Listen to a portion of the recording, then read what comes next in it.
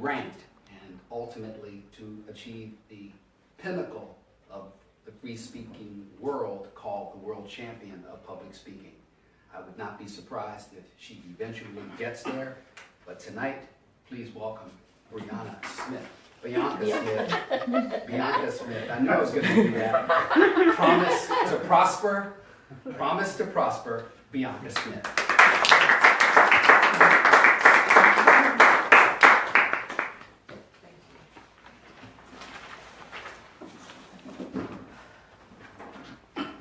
Have you ever made a wish? When I was a little girl, I was about 4 years old, and I remember wearing a Beauty and the Beast nightgown to bed every single night.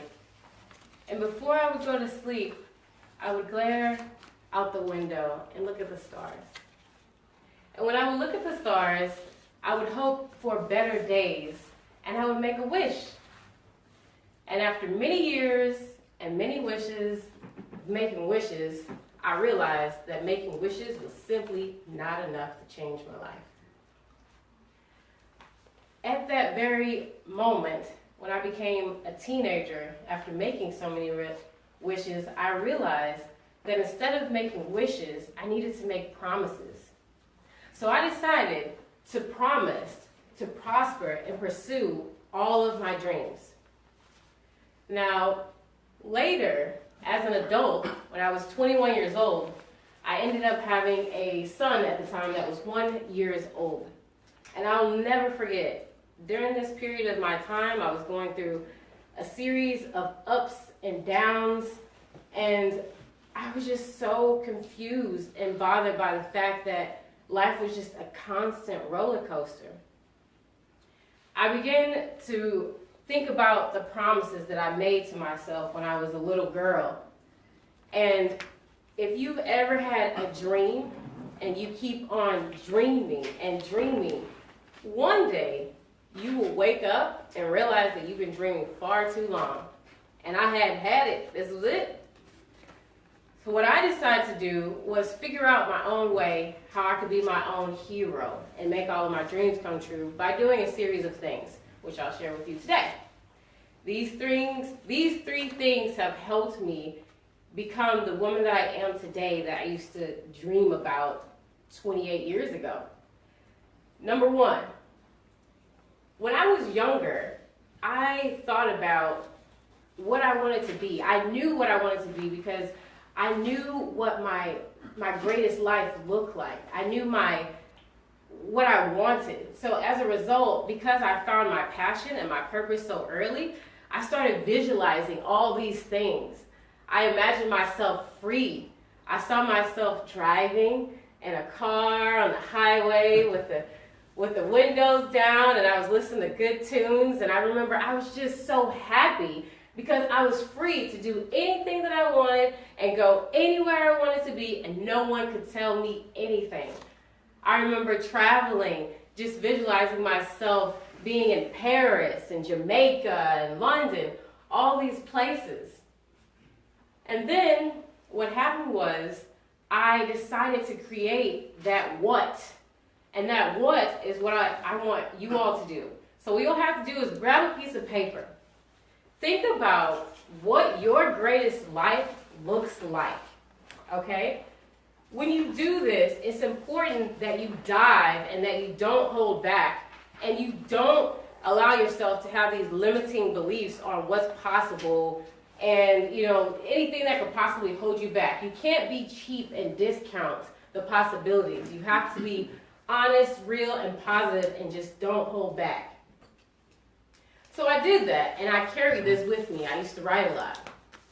Then what I ended up doing is when I was 21 and I had my son and I was going through these series of ups and downs, I realized that visualizing was still not enough because there were patterns that were constantly revisiting me every single year.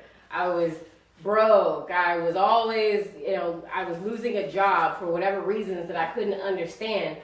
And going through life, I was constantly trying to avoid being a victim, always being a creator, but still something was not enough, and I wanted to break the pattern. Then at that point, I realized that the second step to reaching your goals is to understand why it's important to you. So in this journey for your path, grab a piece of paper and start jotting down why your goals are important to you. Why do they truly matter? How will they make a difference? Who will be affected if you reach your goals? I remember sitting on the floor in my apartment and the lights were cut off. There was no gas. There was no electric. And I remember at the time that the only light that I had, that I saw in my life, was coming from the moonlight. And at that moment, I started appreciating the simple things in life because I had to be resourceful. Now, all I had was a pen and piece of paper, and I wrote out my why, and I dived. And my why was because of my son.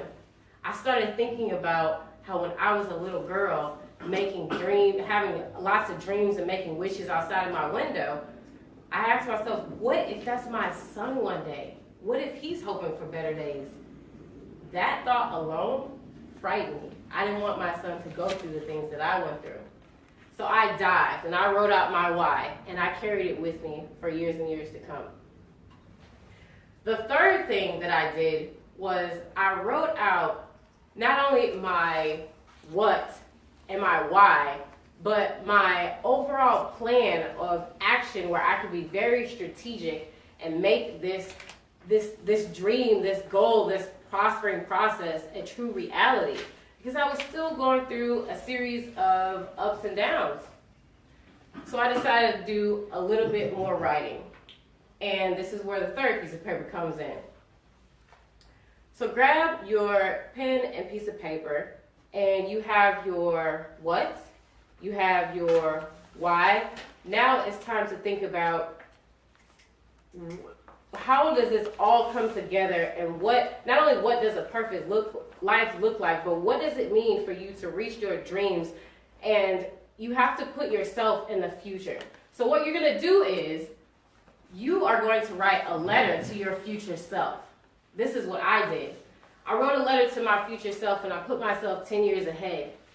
And the letter read, "Dear Bionca, I am so proud of you.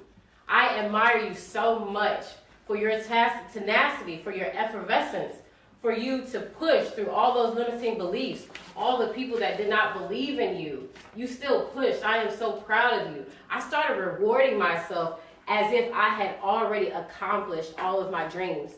What I did is I brought it closer to reality. And when you do this, it will work. You gotta trust this process.